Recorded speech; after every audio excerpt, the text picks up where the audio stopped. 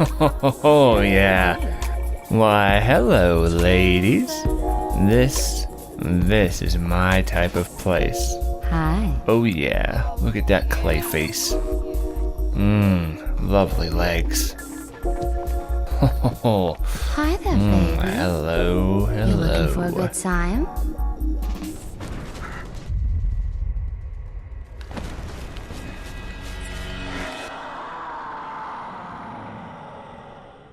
Welcome, ladies and gentlemen. I am SocioPsycho, and this is Mob Reviews, and today we are going to look at Darkness 2. This was created by Digital Extremes, available on PC and Mac. It is a first-person shooter, and with some co-op options in the multiplayer sense. We'll go into that in a moment, but first, let us begin with the options menu. Now, when we go into display, you do have a large variable of screen resolutions, which is definitely nice. The texture and shadow quality in the game are pretty basic. The game has a comic book and sort of lower texture feel to it. That doesn't mean that the game looks bad, but it is definitely a certain art style, which goes on to the line of comic book-esque. For one thing really that just bugs me about the display options is the FOV. It's nice that they have an FOV, yes, but there is no number value associated with it. So you trial and error to see what you like or what you don't like versus having a number that you may be accustomed to. And your brightness, of course, which is nice. Now the game has been running at 60 frames per second with no tearing, clipping, or crashing. I've only had a few minor issues with the graphics just optimizing, but after that I haven't had any problems. In the control panel, you do have the availability to rebind your keys with ease. I've had no trouble in that regard. And you can see that there are aim assist options for your gameplay, which is nice. I would have liked to see aim sensitivity, not just when you're looking left and right and moving through the map, but also when you bring up your weapon. Having a line down the sight barrel sensitivity would have been nice as well. That way you can track people a little bit faster.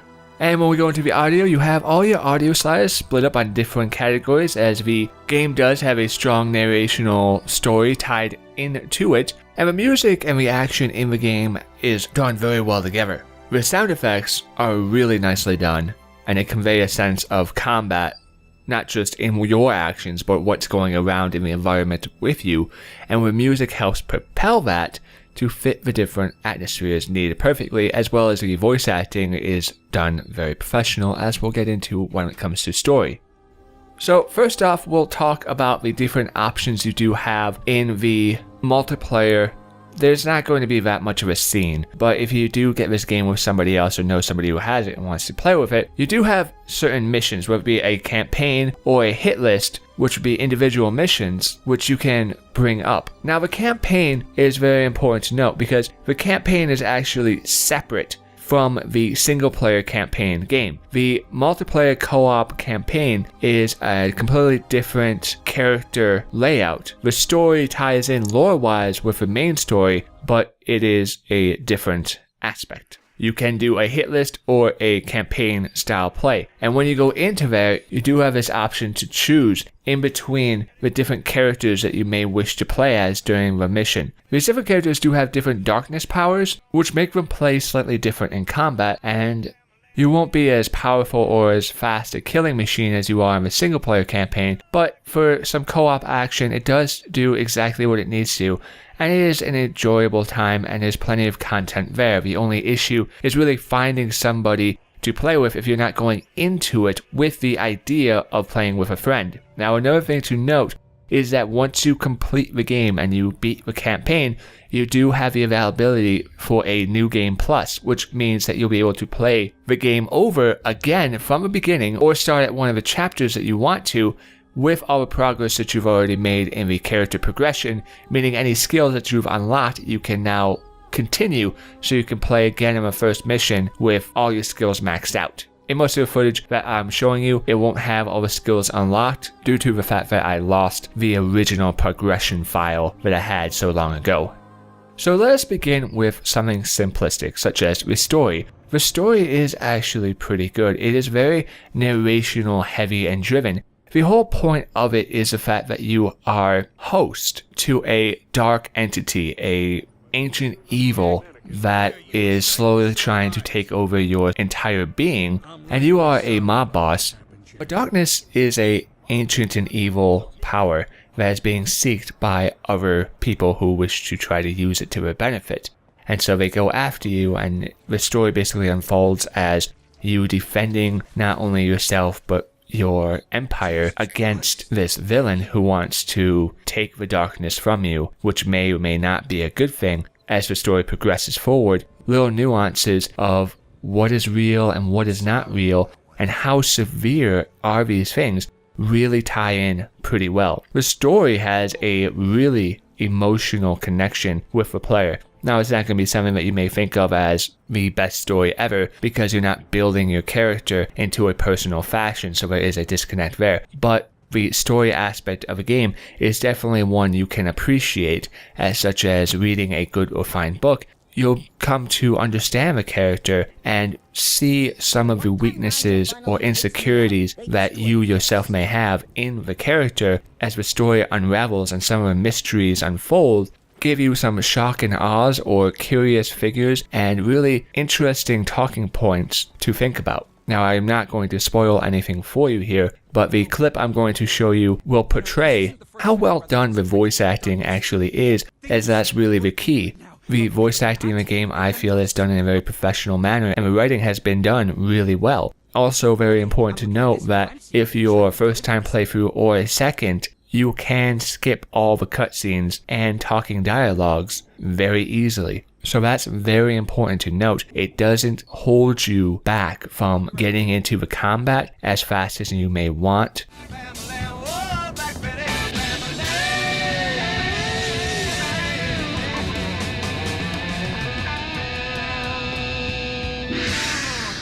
Hiya, Ratface. What took you so long?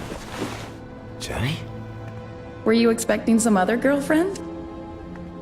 Come sit with me for a minute.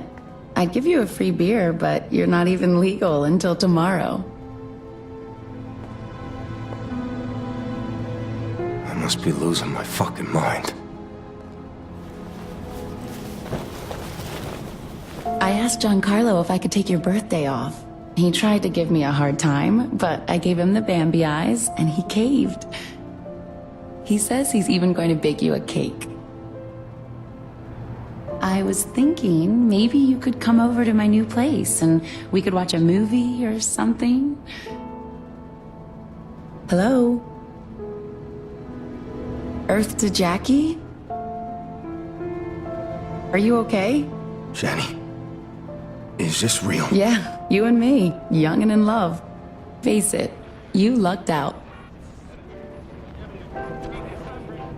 Oh, I love this song. Dance with me, Jackie. Come on, Slugger. You can do this. I believe in you.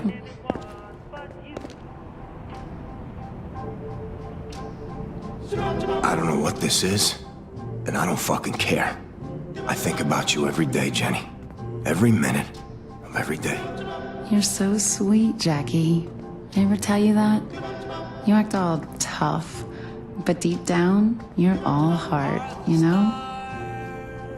What happened to you was my fault, Jenny. Shh. Listen to the song. Listen to the words. Isn't it beautiful? I wish I could change things. I wish you were alive. It should be me who's dead, you know? Jackie, we're together now. That's all that matters.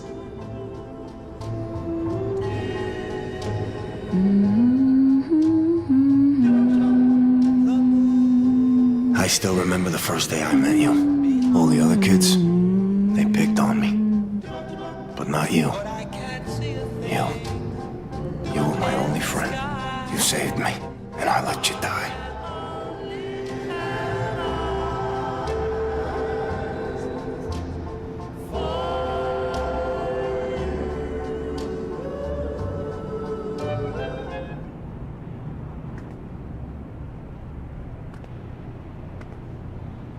Nuh-uh. Giancarlo won't be back for an hour. Why don't you come back around here for a minute?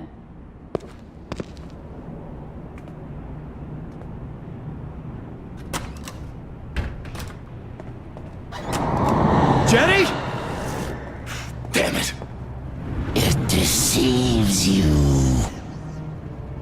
Leave me alone! Are alone, Jackie. So as you can hear, voice acting is done pretty good, and the story definitely adds a element of, wow, that's interesting or deep, or what's going to happen next type feeling to it. But when it comes down to the gunplay of the actual game, how does the weapons handle? There are variables when it comes to the weapons that you do have, not only in the base shotguns or assault rifles or handguns, but also in the darkness powers that you have. But first we'll talk about basic weapons and the recoil on these weapons, whether it be a assault rifle, which has the proper amount of recoil, and when it gets into combat, if you just start trying to shoot off crazy, you're not really going to hit anything because the enemies do move around. But it does have a fine recoil. This is a recoil that's understandable from a guy who's been shooting guns all his life. Obviously, he's not going to be knocked over on his back like a 12-year-old skinny bulimic girl. So the recoil does scale a little bit, but then it stops. And the aim does get a little worse in the actual combat because the enemies are moving around. So it is a give and take, and it feels very nice, as well as the sound quality of all the weapons, whether it be a shotgun, reload time, punch, power feel, sound quality, or a handgun. They all feel quite adept, as well as the fact that they don't ever feel like they're too weak. Now you do have difficulty settings in the game, and this ties into the replayability option with Game Plus mode available, but because the weapons don't really scale in a manner of, oh, customize your weapon by upgrading a sight or a new barrel or increased ammunition on a weapon categorization, that doesn't mean the weapons get weak, because when we go into your actual darkness powers, you have that capability and availability among the many powers you possess, so your weapons can be upgraded in that fashion, and they do more damage. So the weapons never feel as if, oh, well, that one weapon, I'm never going to take it because it's worthless to me. They all end up being useful, especially if you start running out of bullets and just grab the nearest gun possible. You know that it's going to have some desired effect and not be just a waste of time or waste of space. You are able to carry 3 weapons at a time, and you're able to dual wield 2 handheld weapons at a time. So that is definitely a unique take and an interesting one at that, as well as the kickback isn't all that bad when you are handling 2 weapons, and the simplicity of the firing mechanism is just holding down both your mouse buttons. The combat is actually done very well, and it has this sense of urgency or real heavy feel to it, where it just has a good fluidity in the combat. But when we go to the darkness powers itself, the darkness powers you actually gain by essences. So every darkness power that you have the availability to unlock is going to cost a certain amount of essence. These essence you acquire by killing people.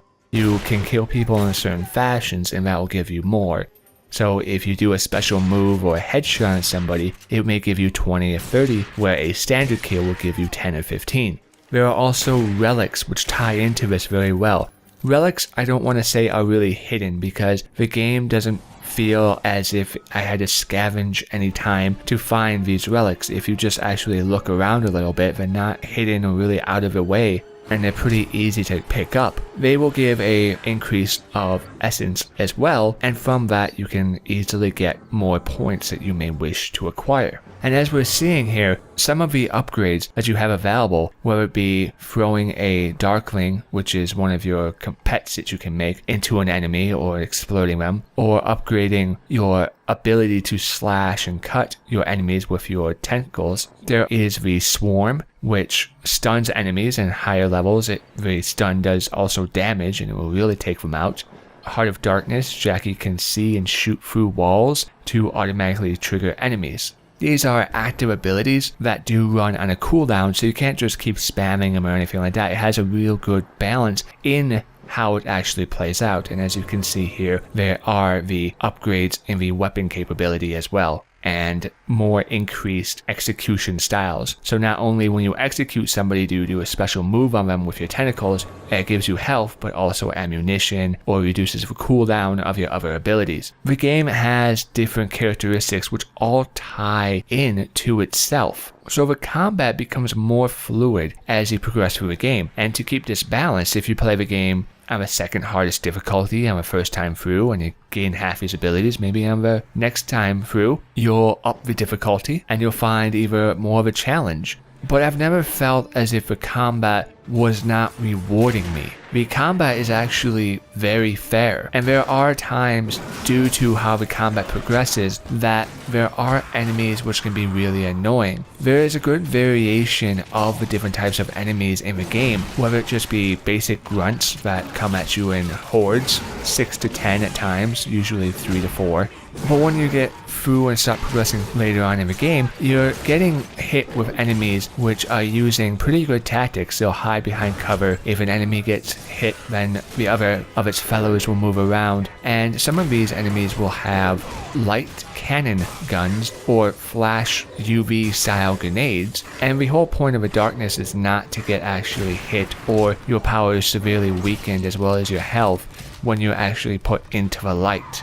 So it combats these factors that can hurt you into the fluidity of the combat as well as your ability to react to the different scenarios in the enemy structure, which is definitely nice. And it has been done in a very nice fashion to where it just flows beautifully. Now, because it does flow and the game has this fluidity to it, it brings us to level design. The game is very linear, and while I'm the first person to really smack a game for not allowing a multiple path system, and while a game can only be better for having a more in-depth level design and system, the game does sort of work around that with the fluidity of the combat. Now yes, if you have great level design and great fluidity in combat, your game is going to be amazing. But if you have terrific combat and okay level design, then your game gets by. And the combat we've established is terrific. It is enjoyable, very fluid, and fun. So while the level design in the game is actually just, okay, one room to the next room or corridor to corridor type feel, and you are being led down a pathway, the story option in the game actually helps propel the game to feel not linear. As you progress through this very linear in the level design aspect, the story helps break up some of that feeling, as well as the fluidity of the combat, so you don't feel as if, oh, this way again, oh, I have no choice, oh, I'm going into this room, but I can't get around, or I can't circumvent, or I can't find another way about because I hate that room. And while the game graphically may look basic, it does have its own aesthetic, and it does have its own theme, and it keeps to this theme throughout the entire game. Whether it be in a mental state of where you're in darkness for a little cutscene, or you're battling at the docks or the mansion, whatever the case may be, the location, the aesthetic and the atmosphere has been done very well because it ties together. I never felt like any of the levels that they actually had were way out of place. The aesthetics that they used, they coded everything just fine. And so I have no real issue with the way the level design is done because it has been backed up by the rest of the aspects of the game. So I never felt frustrated about my lack of choices throughout the game. Now, one other thing in the level design category is the fact that you do have the availability to interact with your environment to a point. And this is a good thing and it's an annoying thing because you have the availability to pick up certain objects with your tentacles and either throw them. Depending on the object you pick up, you can either slice an opponent in half, impale them with a pipe, or just stun them with a box. Because you have this integration of the tentacles reacting and destroying certain doors where you have to grab onto a door and destroy the door or destroy a box, or whatever the case is on that regard, it does have this sense of connection with the level design and with the world. The area which does annoy me, as I said before, when you are hit with light, you do get weak because the darkness does not like light. I know it's hard to believe. You are unable to use your darkness powers when you are encased in light. Now, usually when it comes to the enemies, this isn't a problem, and the level design is not a problem because you can simply shoot out the majority of the light bulbs along the level. The annoyance is the fact that you can't shoot out all the lights. If a generator is powering a light stand that's shining onto a door or going to be shining onto you, it's pretty stupid that you're unable to shoot the light bulbs out on that light stand and you have to destroy the generator. But when you get into a garage and there are vehicles, you can shoot the lights out of the vehicles. Or you can shoot most of the ceiling lights, but some you can't. It's this disconnect that was really just annoying.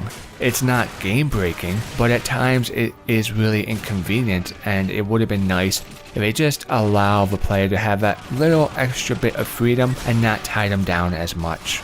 Now, one more small minor thing to talk about is there are little lore items which we cover very basically with the collectibles, which give you an increase of essence. You can go back and click on these and a dialogue lore will be told to you. The fact that you have also the play plus option in the game, so you can replay multiple levels and attempt to find these relics if you did not have them already, is what's really nice. You have the availability to seek out extra content, and because that's there, it just adds one more level of replayability value. So at the end of the day, the game has a very intriguing and propelling story that really casts you into the role of your character, and you're curious about what's going to happen next. How is the story going to unfold? Now, it does relieve some of the pressure from the linear level design, but most of that pressure is relieved by the great combat that is really fluid and has a large variable in how you deal with your enemies as your abilities upgrade and you gain more power as you progress through the game. The level design is very basic, and it does have some intriguing aspects in the interaction of your environment, which is nice, but the course you take to get through the map can be very linear and even frustrating if you don't enjoy the other aspects to a certain degree to compensate for that. So at the end of the day, can I recommend this game? Yes, I can. At no point did I ever feel like my time was wasted or the game never respected me. I felt as if my power was increasing and growing as I progressed through the story. I found that the time and effort I put into the game was respected, and what I got back from it was a fair and balanced character with a very well done story and an increasing satisfaction in the kills that I was able to accomplish against my enemies. I enjoyed my time in the game, and I can easily recommend it for anybody who may be interested. Thank you everybody for your time, for this has been Mob Reviews, and I appreciate your support, and I'll see you next time.